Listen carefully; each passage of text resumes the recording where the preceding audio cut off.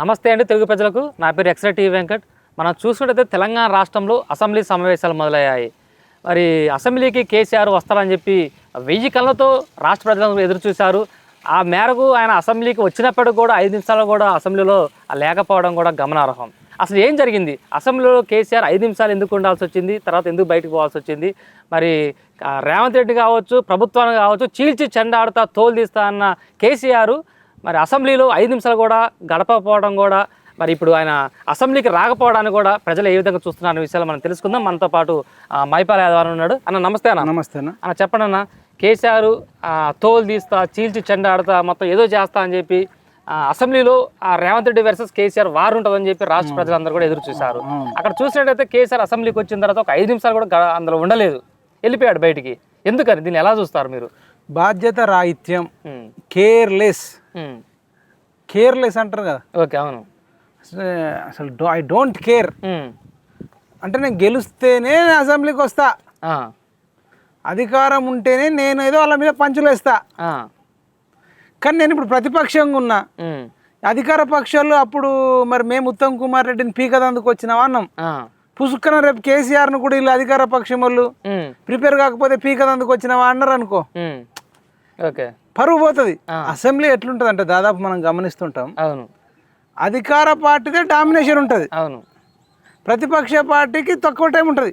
అప్పుడు కేసీఆర్ ఉన్న 9.5 సంవత్సరాలలో కూడా అసలు ప్రతిపక్షం వాళ్ళను కోమటిరెడ్డి వెంకటరెడ్డిని అసలు సస్పెండ్ చేసిండు, సంపత్ కుమార్ను సస్పెండ్ చేసారు ఫస్ట్ టర్మ్ లో. తర్వాత రేవంత్ రెడ్డిని కూడా తీసుకుపోయి బయటపడేసారు ఫస్ట్ టర్మ్ గురించి చెప్తున్నా. ఇప్పుడు రాజగోపాల్ రెడ్డి గారిని కూడా మాట్లాడకుండా ఇబ్బంది పెట్టిరు, హరీష్ రావు గాని అసలు కేసీఆర్ గాని ప్రతిపక్షం లేకుండా చేయడం, ప్రతిపక్ష సభ్యులను మొత్తం అధికార పక్షంలోకి కేసీఆర్ చేర్చుకున్నాడు. అప్పుడు సబితా ఇంద్రారెడ్డి కాంగ్రెస్ లోకి గెలిస్తే ఇంట్లోకి తెచ్చుకున్నాడు, తర్వాత తలసాని శ్రీనివాస్ వెళ్తే ఇటు తెచ్చుకున్నాడు. అంటే ఎంత చెండాలం చేయనో అంత చెండాలం చేసిండు కేసీఆర్, బీఆర్ఎస్ పార్టీ. అయితే ఇప్పుడు సోషల్ మీడియా చర్చ ఏం జరుగుతుందంట అన్న, కేసీఆర్ మన అసెంబ్లీకి వచ్చే ముందు కూడా మీరు వీడియో చూసారా? ఆ వీడియో చూసారా? ఆ వీడియో ఒకసారి మీరు చూడండి. ఎందుకంటే ఆ వీడియోలో ఆయన కొద్దిగా నడవలేని పరిస్థితుల్లో ఉన్నట్టుగా దాంట్లో సోషల్ మీడియాలో కొద్దిగా ఏమంటే చర్చ జరుగుతుంది. ఏమంటారంటే ఆయన కొద్దిగా మంద అలవాటు ఉంటుంది కదా, ఆయన తీసుకున్నాడా ఏంది, మన అసెంబ్లీలో కూడా 5 నిమిషాలు లేకపోయింది అనేది అది ఆ వీడియో. ఒకసారి వీడియో ప్లే చేయండి. ఇదే వీడియో.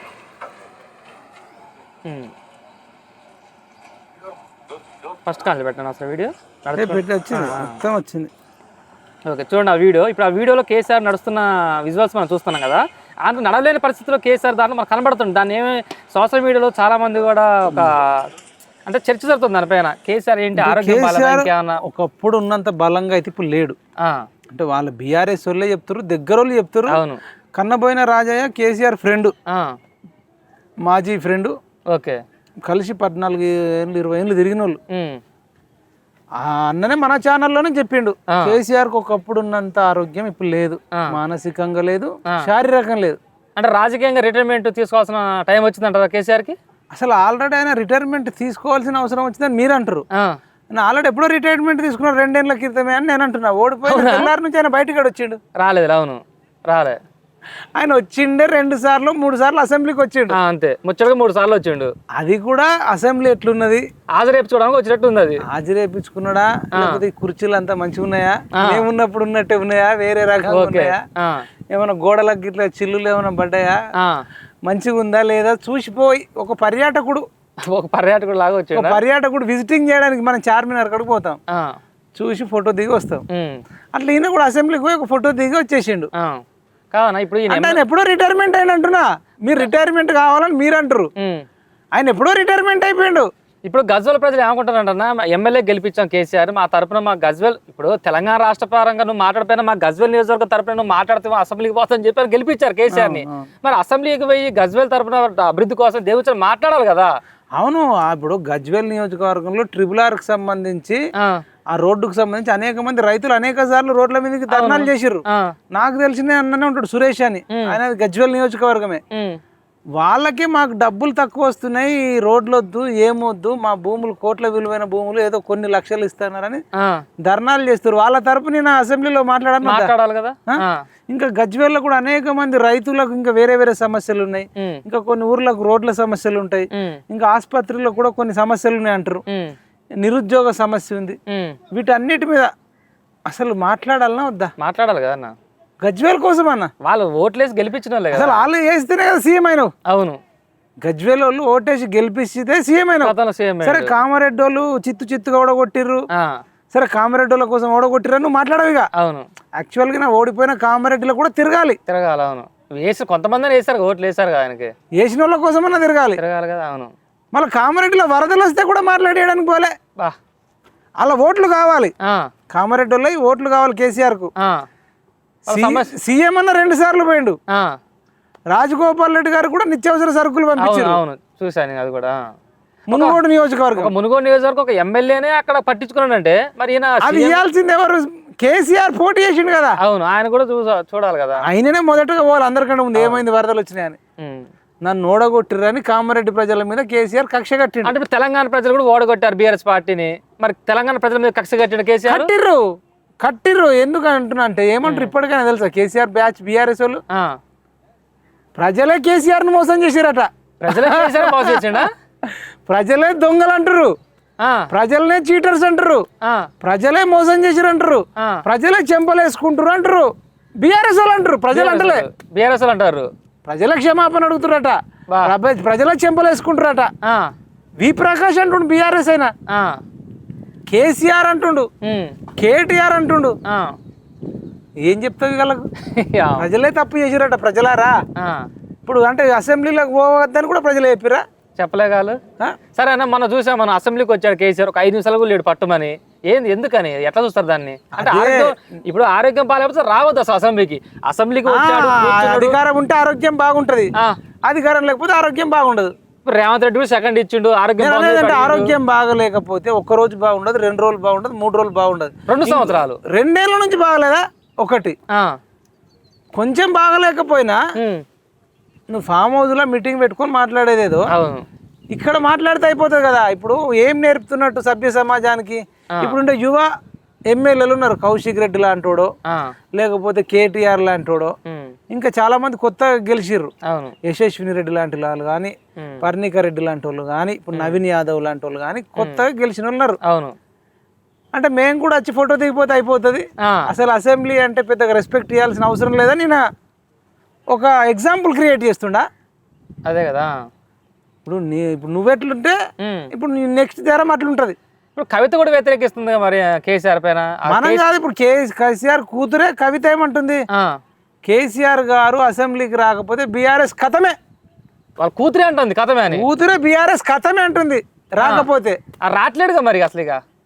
మరి కథం అన్నట్టు అయిపోయింది, అయిపోయింది. ఎందుకు అంటే ప్రజల దృష్టిలో ప్రతిపక్ష నాయకుడు అంటే ప్రజల సమస్యలు చెప్పాలి, సీఎం అంటే అధికార పక్షం అంటే సమస్యలు తీర్చాలి. అవును, అసలు సమస్యలే చెప్తలేడు. మొత్తం కదా కేసీఆర్ అసెంబ్లీకి రాకపోవడానికి డుమ్మా కొట్టడానికి మీరు ఫైనల్ గా ఆరోగ్యం సహకరించట్లేదు, పార్టీ అధికారం లేకపోవడం ఒకటి అనేది, కొంచెము పార్టీ అధికారం రాకపోవడం ఒకటి, అహంకారం ఇవన్నీ కూడా. గీల ముందు నేను మాట్లాడన్నా, గీల ముందు నేను కూర్చోన్నా, రేపు నన్ను తెలిసి ముఖం మీద తిడితేట్లా? నేనేమో పొట్టు తిట్టినా, ఉత్తమ్ కుమార్ రెడ్డిని తిట్టినా, రేవంత్ రెడ్డిని తిట్టినా, జానారెడ్డిని తిట్టినా, కోమటి రెడ్డిని తిట్టినా, అందరు తిట్టారు. ఇప్పుడు అసెంబ్లీలో ఈయన తిడతారని చెప్పి రావట్లేదు. తిట్లు పడతా, భయం ఉంది, అహంకారం ఉంది, కేర్లెస్ ఉంది, ఇర్రెస్పాన్సిబిలిటీ ఉంది, అనారోగ్యం ఉంది, అన్ని కలయిక. ముందు తోలు తీస్తా తొక్క తీస్తాను కదా, షేకండి తోలు తీస్తాను. రేవంత్ రెడ్డి ఇట్లా చేతి పట్టినప్పుడు ఏంటంటే తోలు తీయాలి కదా, తీయాలి. అవును, కేసీఆర్ తోలు తీయలే. రేవంత్ రెడ్డి కూడా పేగులు తీసి మెడలు వేసుకుంటున్నాడు కదా, ఇట్లా పేగులు తీసుకుని మెడలు వేసుకోవచ్చు కదా. ఎవరేం చేయలే అంటే రేవంత్ రెడ్డి పేగులు మెడలు వేసుకోలే, కేసీఆర్ తోలు తీయలే. ఇద్దరు ఫ్రెండ్సే. కేటీఆర్ కూడా అక్కడ దూరం ఉండి మళ్ళీ కనీసం లేవన లేస్తలే సీఎం వచ్చిండని. ఎందుకని లేగట్లేడు ఆయన? అహంకారం. అది కూడా అహంకారం, విపరీతమైన అహంకారం. ఎడమకాలు చెప్తాను కొడతాడుగా. నీకు అంత దమ్ముంటే పోయి కొట్టేది ఉండే. నువ్వు ఆడనే ఉన్నావు కదా, కాదన్నా. నువ్వు ఎడమ కాలు చెప్తావు, నువ్వు కొట్టావు. పేగుల మెడలో రేవంత్ రెడ్డి వేసుకోడు, కేసీఆర్ తోలు తీయడు. అంటే పబ్లిక్ నవ్వులాగాలని చేస్తుర్రా అని డౌట్ ఈ వస్తుంది. అసెంబ్లీలో నిన్న జరిగిన సన్నివేశం చూస్తుంటే రాష్ట్ర ప్రజలకి అసలు ఏం చెప్పాలనుకున్నా మీరు? అసెంబ్లీలో వీళ్ళు కేసీఆర్ రేవంత్ రెడ్డి మళ్ళీ వచ్చి సెకండ్ ఇచ్చుకోవడం, అందరూ ఒకటే అనటం, బయట చూస్తాం మీడియా ముందు గంభీరంగా తోలుదీత తొక్కదీత పేగులు మెడలు వేసుకుంటా ఇవన్నీ కూడా అంటే ప్రజల్ని మోసం చేస్తున్నారా ఈ రాజకీయ నాయకులందరూ కూడా? అట్లనే అనిపిస్తుంది. మొత్తం రాజకీయ నాయకులు ఇట్లా తయారయ్యారు. ఎస్పెషల్ ఇప్పుడు బీఆర్ఎస్ కాంగ్రెస్ వాళ్ళని చూస్తున్నాం. అది కూడా ఇంకా రేవంత్ రెడ్డి, కేసీఆర్, కేటీఆర్ ఓకే వీళ్ళ మాటలు కోటలు దాటుతున్నాయి, చేతులు గడప దాటట్లే. మొత్తం కదా కేసీఆర్ రిటైర్మెంట్ తీసుకోవాల్సిన సమయం వచ్చింది ఆల్రెడీ మీ దృష్టిలో అన్అఫీషియల్ గా తీసుకున్నాడు. అఫీషియల్ గా ప్రకటిస్తే అయిపోతుంది. అఫీషియల్ గా ప్రకటించి సలహా ఇవ్వదలుచుకున్నారు కేసీఆర్ గారు, మీకు ఇంట్రెస్ట్ లేదు, అవును, మీకు బాధ్యత లేదు, అవును, మీ ఆరోగ్యం కూడా సహకరిస్తలే, షుగర్ ఎక్కువ అవుతుందట, ఇన్సులిన్ తీసుకోమంటే తీసుకుంటలే, టాబ్లెట్లే వేసుకుంటున్నాడు. ఆయన ఏంటంటే జస్ట్ ఆయనకి ఇష్టం కూడా లేదు.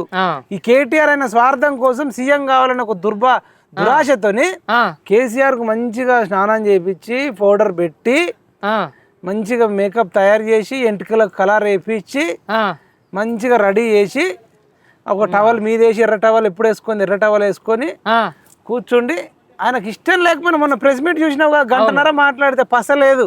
అంటే కేటీఆర్ బలవంతం కేసీఆర్ తీసుకొస్తాడు ఆయన ఈయన స్వార్థం కోసము.